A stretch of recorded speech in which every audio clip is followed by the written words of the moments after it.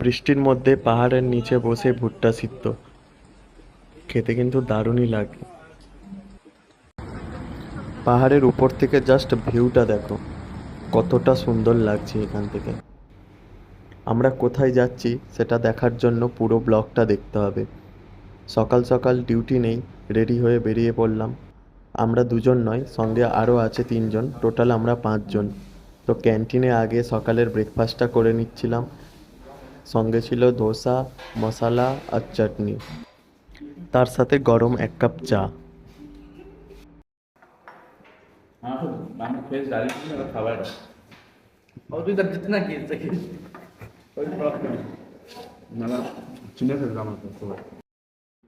Breakfast শেষ করে চলে গেলাম বাস স্ট্যান্ডে বাসের জন্য।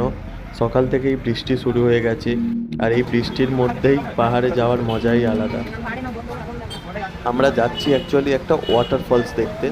এটা হচ্ছে কর্ণাটক শিমোগা থেকে আমরা যাচ্ছি, আর কোন ওয়াটারফলস যাচ্ছি সেটা আমরা পরে বলবো ওখানে গিয়ে। বাস স্ট্যান্ডে পৌঁছে গেলাম, এবার দেখবো কোন বাসটা ওখান কটা থেকে ছাড়ছে। এখনের এই ভিডিওগুলো বাসের মধ্যে থেকে জানালা দিয়ে তোলা। বাইরে প্রচণ্ড বৃষ্টি পড়ছিল, কিন্তু এই জায়গাগুলো দেখে মনে হচ্ছিল এখানেই নেমে পড়ি, জায়গাগুলো দেখতে এতটা সুন্দর।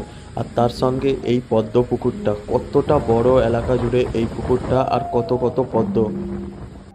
লাস্ট পর্যন্ত বৃষ্টির মধ্যে আমরা আমাদের গন্তব্যে পৌঁছে গেলাম। আমরা এসেছি কর্ণাটকের যোগ ফলস দেখতে।